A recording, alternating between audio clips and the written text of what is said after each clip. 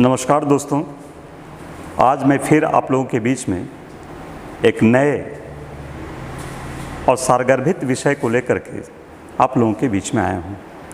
आज का विषय है भूगोल। भूगोल बेहद ही दिलचस्प विषय है और हमारे प्रतियोगी परीक्षाओं के लिए भी बहुत ही महत्वपूर्ण है। समान तौर पर छात्रों के बीच में एक प्रकार का ऐसा संदेश और वातावरण दिया गया कि भूगोल विषय बहुत ही टफ पेपर है और भूगोल के मूलभूत सिद्धांतों और संकल्पनाओं को समझने के लिए विज्ञान के तरह विशेष मस्तिष्क की ज़रूरत पड़ती है। लेकिन अगर मैं आपसे बोलूं कि भूगोल आपके जीवन के हर पहलू से जुड़ा हुआ है और जब से इस धरती पर आप जन्म लेते हैं तब से भूगोल आपके साथ होता है। बच्चा जब जन्मता है तो वह हवा, वायु और भिन्न भिन्न प्रकार के ध्वनियों से वह अवगत होता है। थोड़ा सा चलने के लिए सीखता है तो वह पानी से खेलता है, छप छप छप छप।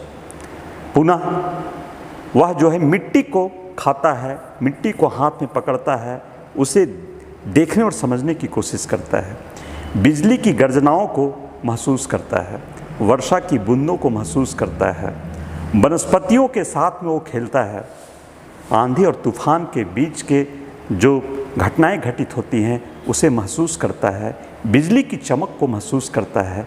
इस प्रकार बच्चे बचपन से ही या छात्र बचपन से ही उस भौगोलिक वातावरण या भूगोल के जो तथ्य हैं उसे ग्रहण करना प्रारंभ कर देता है। बेहद ही दिलचस्प बात है और इस प्रकार वह बचपन से ही कुछ न कुछ उस भूगोल के बारे में वो जानता है। नदियों का बहना, पवन का चलना, बर्फ़ का गिरना, आंधी और तूफान आना, ऐसी प्राकृतिक घटनाएं हैं जो भूगोल से संबंधित हैं।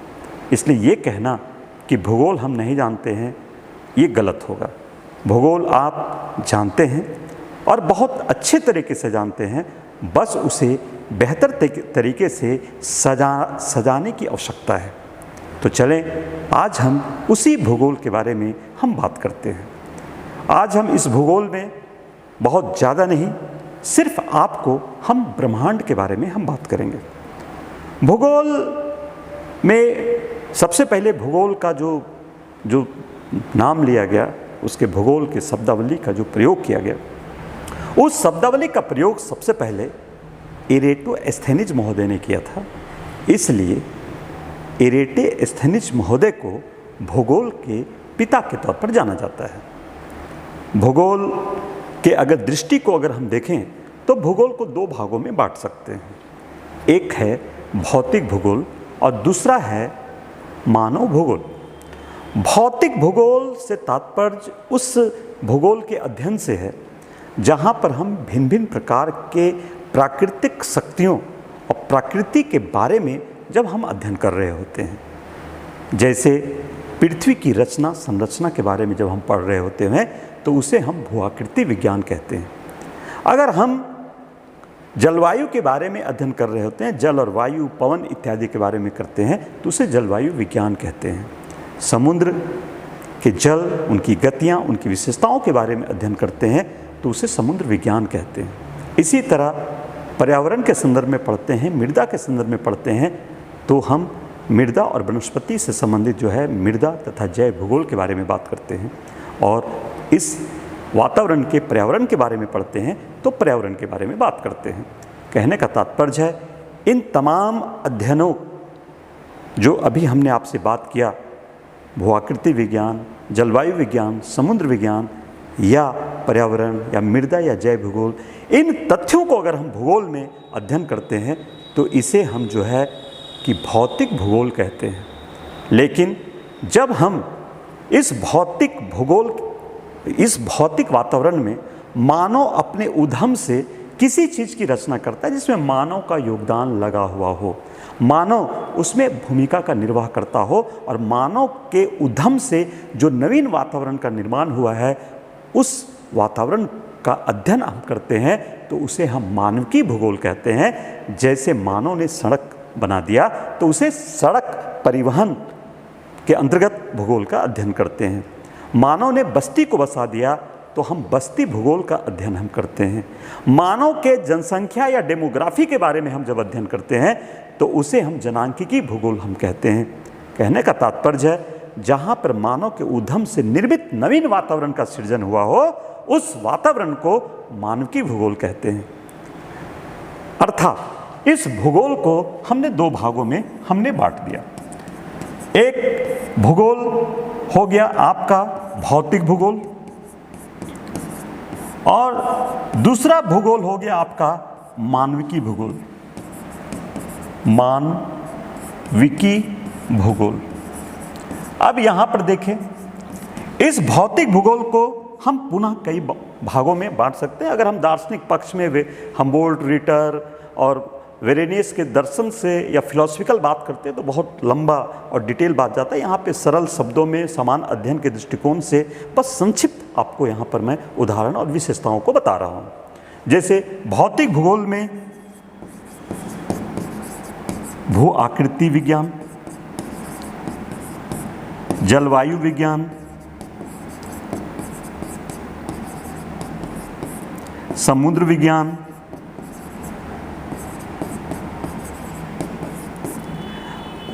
मृदा तथा जैव भूगोल या पर्यावरण, इन चीज़ों को जो अध्ययन हम कर रहे हैं, इन चीज़ों को हम भौतिक भूगोल के अंतर्गत में हम अध्ययन करते हैं। वहीं पर मानविकी भूगोल में भूगोल का चिंतन या परिवहन और संचार या बस्ती भूगोल या आर्थिक भूगोल, इन चीज़ों को हम अध्ययन करते हैं। अर्थात भूगोल को मोटे तौर पर दो भागों में बांट करके हम अध्ययन करते हैं। दोस्तों, यहाँ पर आप समझें, ये भूगोल में भू और गोल, ये दो शब्दों का मेल है। भूमि का मतलब होता है, भू का मतलब यहाँ पे हुआ आपका भू से तात्पर्य है भूमि और गोल से तात्पर्य है कि कौन सी भूमि। गोल, तो गोल का मतलब है उसके आकार। तो यहाँ पर हो जाता है, ये दोनों को अगर हम जोड़ते हैं, गोल माने कि राउंड, स्फेरिकल, तो मतलब पृथ्वी। तब ने भूगोल में इसे ही अगर इंग्लिश में हम देखते हैं तो जियोग्राफी। तो जियो मतलब भूमि और ग्राफी का मतलब आरेखन।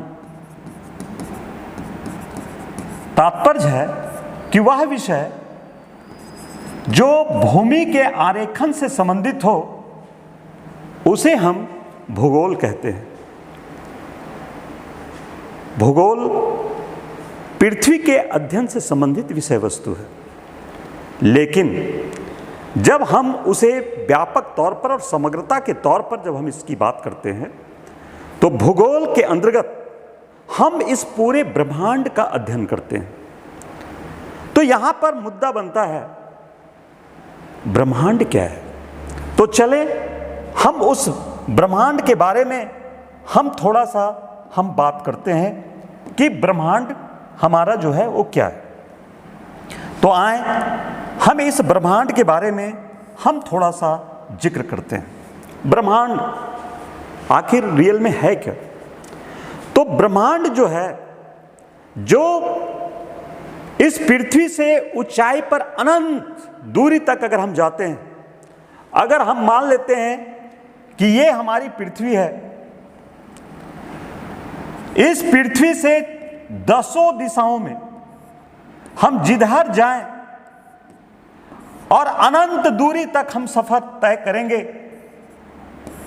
इस अनंत दूरी का सफर, इस अनंत वातावरण जो चारों तरफ फैला हुआ है, उन अनंत वातावरण जिसमें कई हमारे गैलेक्सी हैं, तारे हैं, नक्षत्र हैं, ग्रह हैं, वो अनंत विस्तृत जो क्षेत्र है, जो इन्फिनिटी तक गया हुआ है, अनंत दूर तक गया हुआ है, इस संपूर्ण अनंत दूरियों में जो पूरे इस ब्रह्मांड में जो फैला हुआ है अनंत दूरी तक, वो सब सम्मिलित तौर पर ब्रह्मांड कहलाता है। लेकिन ब्रह्मांड में अध्ययन के लिए, हम इस यूनिवर्स के अध्ययन के लिए हम किन किन चीज़ों का अध्ययन करेंगे या कौन कौन सी चीज़ें इस ब्रह्मांड में हम रखेंगे? तो इस ब्रह्मांड में हम विशालकाय मंदाकिनी से लेकर के सूक्ष्मतम अणुओं तक के कणों का अध्ययन भी हमारे इस ब्रह्मांड में शामिल है। यानी ब्रह्मांड में क्या है? इस ब्रह्मांड में जितने तारे हैं, जितने मंदाकिनियाँ हैं, जितने ग्रह हैं, जितना धूलकण है, प्लाज्मा है, धूमकेतु है, क्षुद्र ग्रह है, उपग्रह है, ये सारे जो है कि ब्रह्मांड के अंश हैं, ब्रह्मांड के पार्ट हैं। और इस ब्रह्मांड की उत्पत्ति कैसे हुई, ये हमारे भूगोलवेत्ताओं के लिए एक बहुत ही रोचक तथ्य रहा है, रोचक विषय रहा है कि ब्रह्मांड की उत्पत्ति आखिर कैसे हुई, ब्रह्मांड कैसे बना। ये बड़ा ही इंटरेस्टिंग पार्ट है। और इसी संदर्भ में ईश्वर की भी संकल्पना आई।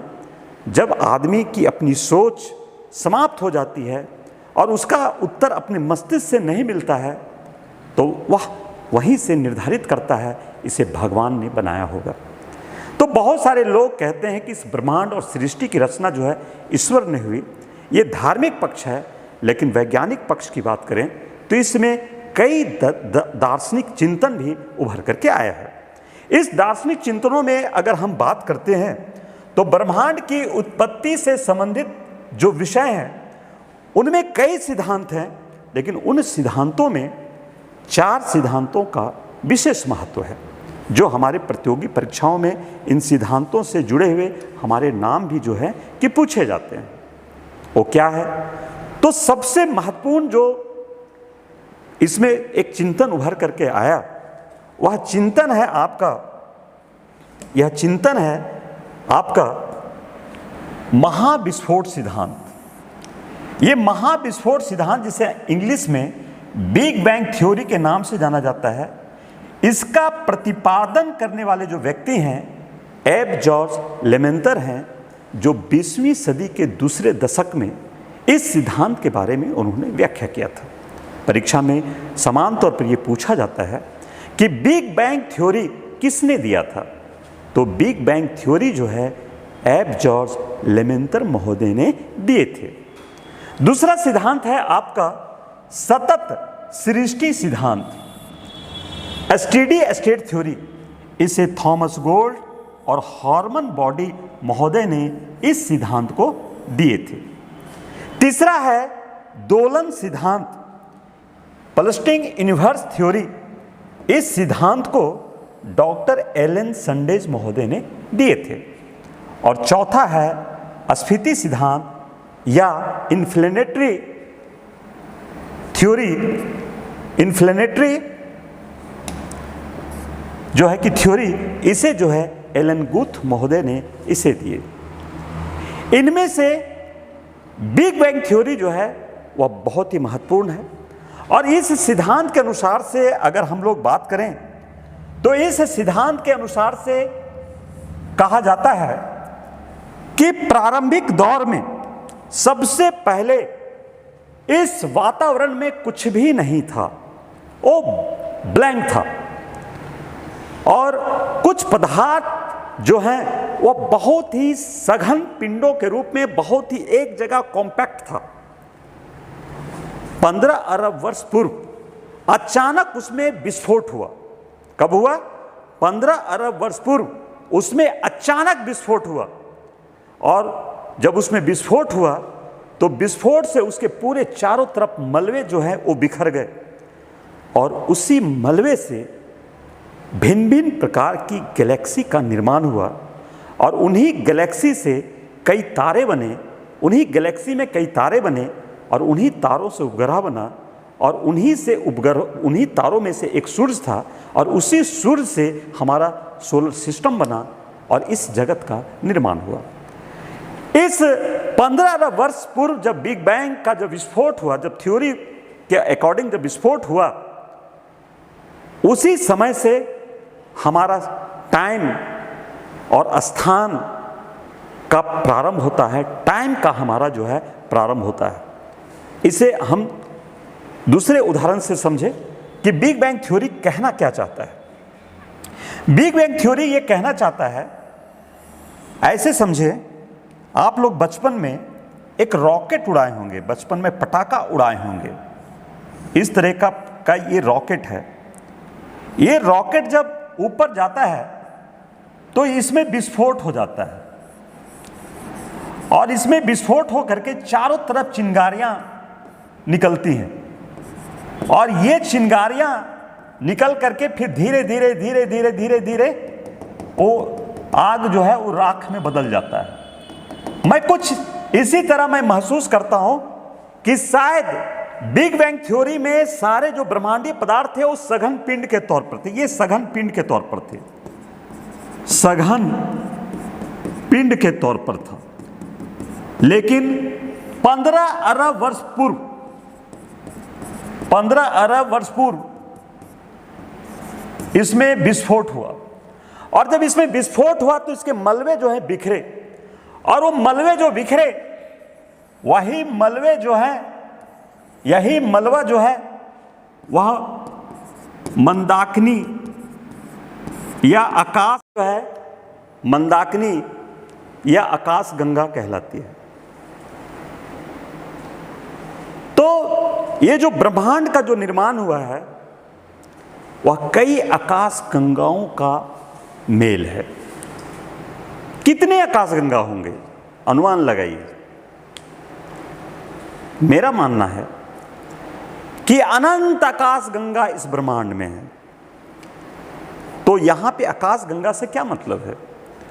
आकाश गंगा हम किसे कहते हैं? आकाश गंगा से तात्पर्य है तारों का समूह। ये तारों का जो समूह है इसे ही हम आकाश गंगा कहते हैं। हम थोड़े मानचित्र से भी समझने की कोशिश करेंगे कि आकाश गंगा हम किसे कहते हैं। ये देखिए, ये ब्रह्मांड है और इस ब्रह्मांड में हमारे जो है कि कुछ तारों का समूह है। ये देखिए तारों का समूह है, ये तारों का समूह है, ये तारों का समूह है, ये तारों का समूह है। तो ये तारों के समूह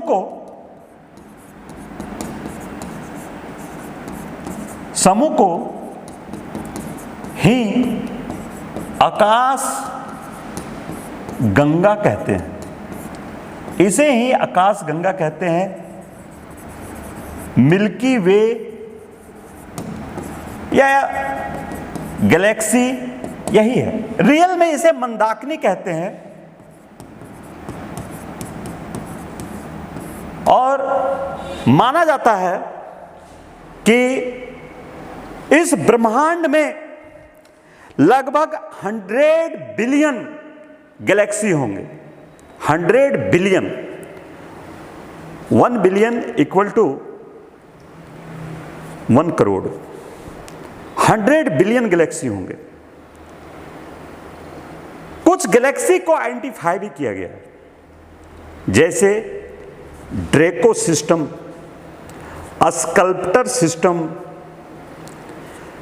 लघु मैगलेनिक मेघ, बृहद मैगलेनिक मेघ और मिल्की वे। ये सारे हमारे जो हैं कुछ आकाश गंगाएं हैं। अब प्रत्येक आकाश गंगा में ये जो आकाश गंगा है, मान लीजिए कि ये हमारा जो है बृहद मैगलेनिक मेघ है, इसको मान लेते हैं लघु मैगलेनिक मेघ है। ये हमारा स्कल्प्टर सिस्टम है। ये मान लेते हैं ड्रेको सिस्टम है।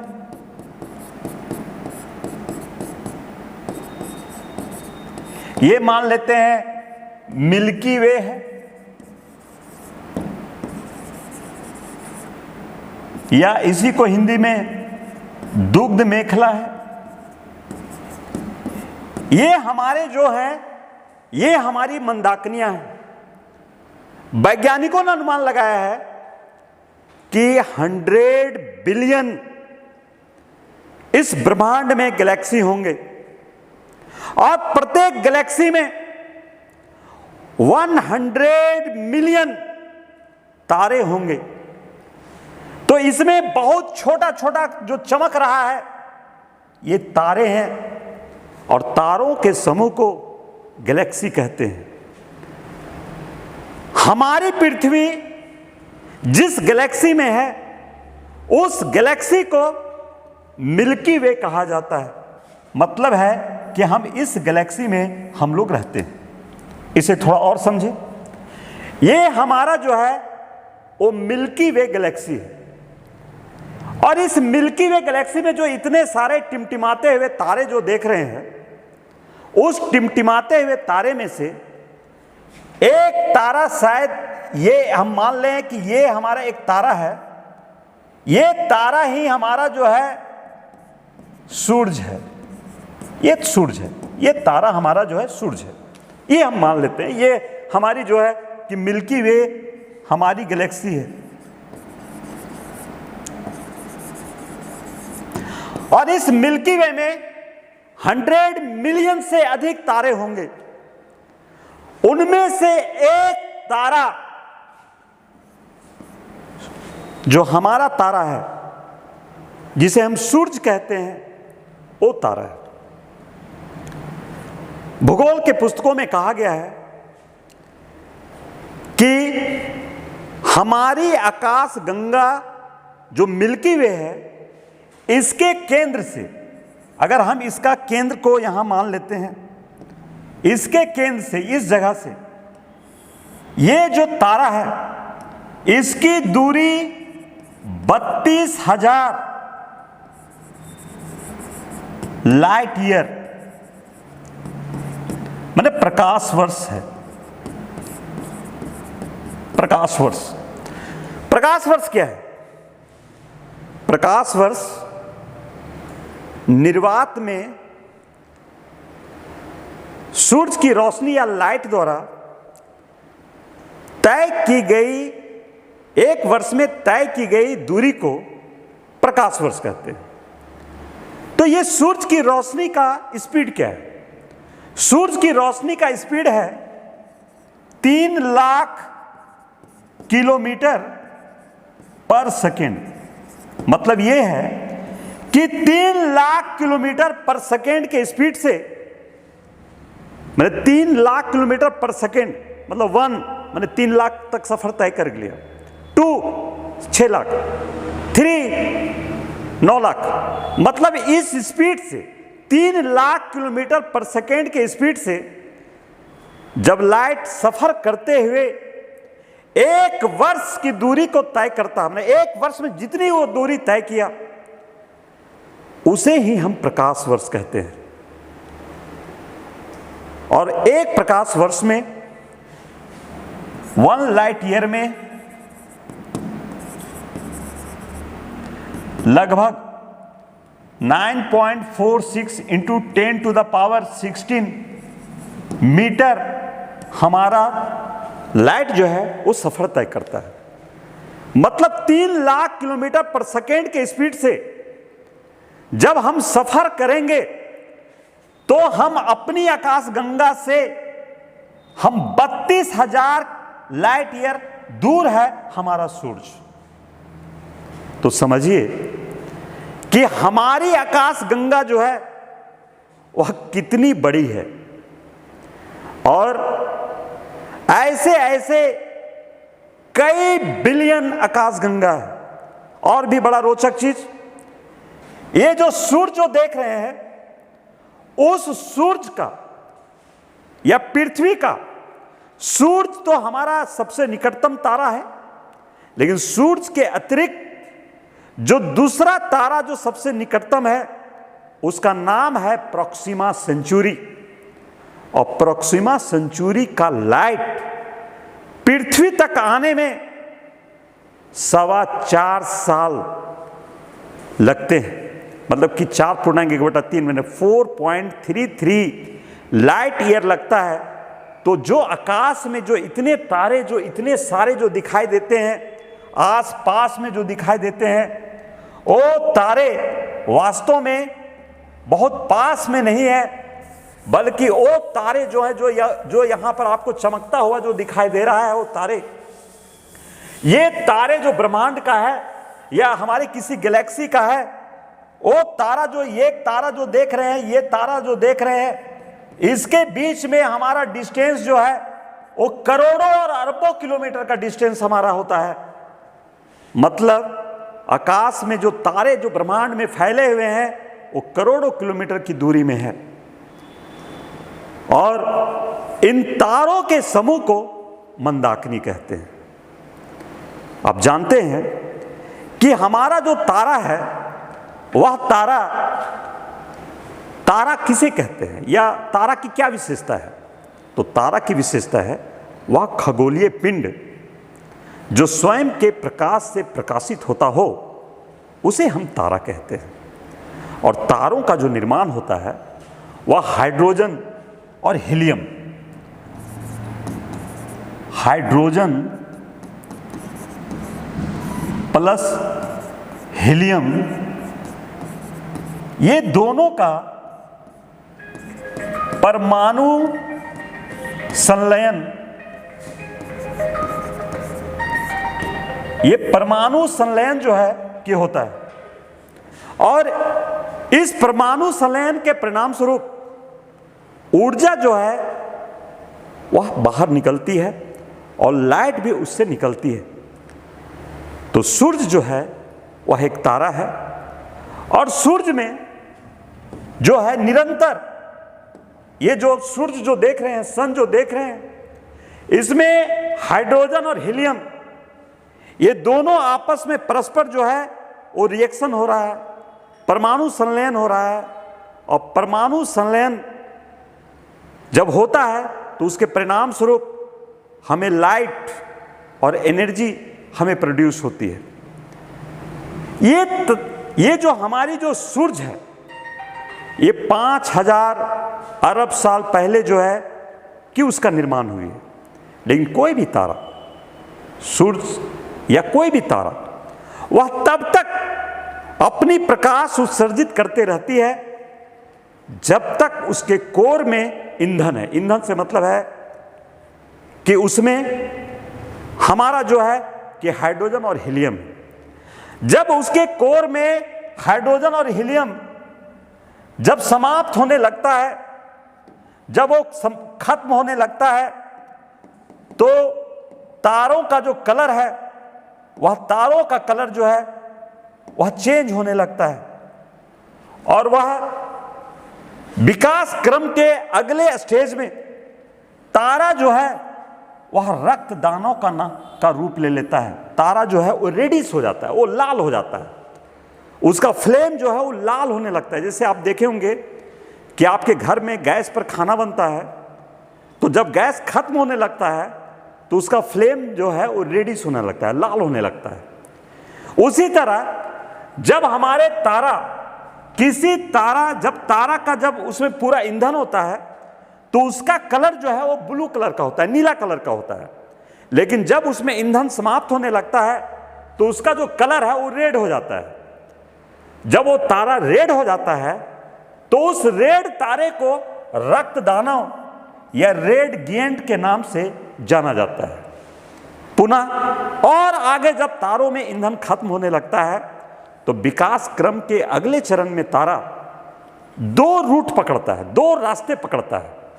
एक रास्ता है अगर उस तारे का द्रव्यमान जो है कि सूरज के द्रव्यमान के, किसके, सूरज के द्रव्यमान के, अगर उसका द्रव्यमान सूरज के द्रव्यमान के 1.4 गुना तक हो, माने कि सूरज जो है उससे 1.4 टाइम्स तक ही हो, उससे कम हो, तक हो अथवा उससे कम हो, तो वो तारा विकास क्रम के अगले चरण में वह श्वेत वामन बन जाएगा। श्वेत वामन वो बनेगा।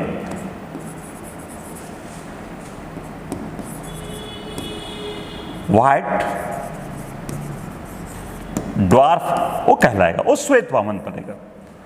लेकिन अगर रक्तदानों के अगले विकास के चरण में अगर उस तारे का द्रव्यमान सूर्य के द्रव्यमान से 1.4 गुना से अधिक होगा तो वह सुपरनोवा विस्फोट करेगा। सुपरनोवा विस्फोट का मतलब है कि ब्रह्मांड में अचानक भारी मात्रा में ऊर्जा जो है कि उत्सर्जित होगी, ऊर्जा उससे निकलेगी। तो अचानक भारी मात्रा में ऊर्जा जो निकलेगा और इस तारे का विस्फोट हो जाएगा, तो उस विस्फोट की प्रक्रिया को सुपरनोवा विस्फोट कहा जाता है। तो ब्रह्मांड में अत्यंत अचानक ऊर्जा उत्सर्जित होती है और उस तारे का विस्फोट हो जाता है, तो उस विस्फोट को सुपरनोवा विस्फोट कहते हैं। और सुपरनोवा विस्फोट के बाद वह तारा कई प्रक्रिया से गुजरेगा, न्यूट्रॉन, स्पर, पुल्सार, ये स्पिन करने लगेगा और गुजरते गुजरते वह ब्लैक होल में बदल जाएगा। तो ब्लैक होल को ही हम कृष्ण विवर कहते हैं। और ये ब्लैक होल है क्या? तो इस अंतरिक्ष में वह खगोलीय पिंड जिसका आयतन न्यूनतम, आयतन बहुत ही मिनिमम, आयतन बहुत ही कम होता है, लेकिन उसकी गुरुत्वाकर्षण शक्ति जो है वह अनंत होता है। अनंत। जैसे मान लिए ये ब्लैक होल है, इसका आयतन क्या है? आयतन जो है वह न्यूनतम है और गुरुत्वाकर्षण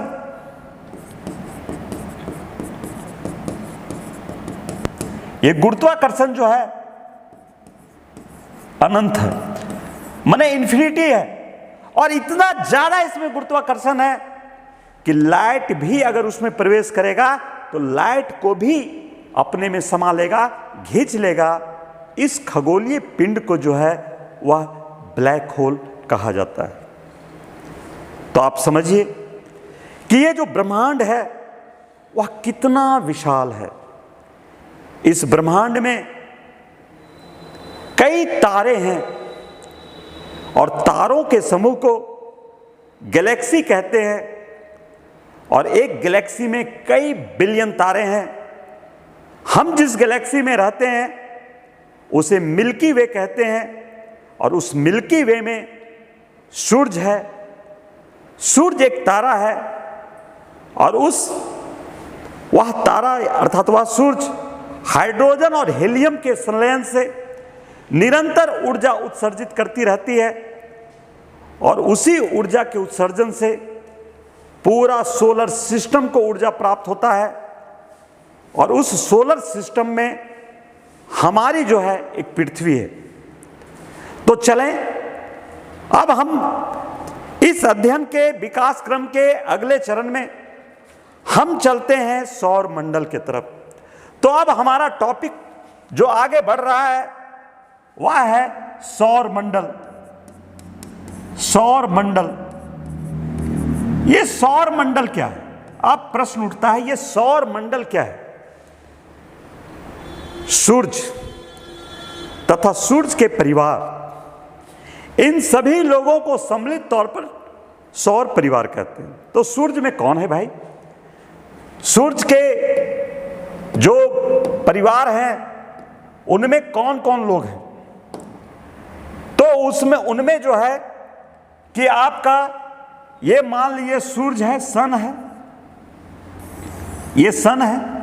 अब इस सन के साथ में कई हमारे जो हैं ग्रह है। जैसे हम यहाँ पे एक मैप के माध्यम से आपको हम दिखाना चाहते हैं कि उसमें कौन कौन शामिल है। ये देखिए, ये हमारा जो है ये सन है, और सन के साथ में उनके ग्रह हैं। बुध है, शुक्र है, पृथ्वी है, मंगल है, बृहस्पति है, शनि है, अरुण है, वरुण है, और आगे इधर जाकर के प्लूटो भी आपको मिलेगा। या फिर प्लूटो को अब ग्रहों की श्रेणी से, शास्त्रीय ग्रहों की श्रेणी से उसे बाहर कर दिया गया है। लेकिन इस सौर परिवार में सूर्य, ग्रह, उसके उपग्रह, विद्युत आवेशित ऊर्जा के कण, प्लाज्मा, धूलकण, उल्का, उल्काश्म, धूमकेतु, ये सभी चीजें जो सूर्य के ग्रेविटेशनल एरिया के अंदर है, जहां तक सूर्य की शक्ति है, उस पूरे रेखा में तमाम खगोलीय पिंड को सौर परिवार के अंतर्गत में रखा जाता है। लेकिन बड़ा ही दिलचस्प बात है कि सौर परिवार में ये जो सूर्य है वह अकेले 99.85% भाग या अपने आयतन को वह कवर करता है। सूर्य सौर परिवार में सूर्य अकेले 99.85% है, 85% है, और बाकी उनके ग्रह उपग्रह जो है वह 0.15% है। तो आप समझ सकते हैं कि सूर्य जो है वह कितना विशाल है। माना जाता है कि सूर्य जो है हमारी पृथ्वी से 13 लाख गुना बड़ा है। ये हमारा जो है सूर्य, और इस धरती पर जितना सारा कुछ हो रहा है, पृथ्वी पर जितनी सारी एक्टिविटी हो रही है, वो सारी एक्टिविटी जो है वह सूर्य के योगदान से हो रही है। सूर्य के द्वारा उत्सर्जित जो ऊर्जा है उसके ऊर्जा के उत्सर्जन से हो रही है। सूर्य के बारे में हम थोड़ी सी बात करें। ये जो सूर्य जो आप देख रहे हैं, ये जो सूर्य है ये गैस का गोला है। हाइड्रोजन और हीलियम गैसों का निरंतर संलयन हो रहा है और उससे ऊर्जा निकल रही है। अगर हम सूर्य के बारे में अगर हम देखें तो सूर्य के सतह का तापमान जो है, इसका सतह का तापमान जो है वह लगभग 6000 सेंटीग्रेड है। और इस सूर्य में आप देख रहे होंगे काले काले धब्बे हैं। इन काले काले जो धब्बे हैं वो सूर्य का सबसे ठंडा भाग है, और उस ठंडे भाग का तापमान भी जो है वह 1500 सेंटीग्रेड के आसपास है। लेकिन अगर हम सूर्य के अंदर घुस जाए, सूर्य के जब हम अंदर चले जाते हैं तो सूर्य का जो तापमान है, अंदर का जो तापमान है, वह तापमान लगभग 15 मिलियन सेंटीग्रेड है। उसका तापमान जो है वह 15 मिलियन सेंटीग्रेड है।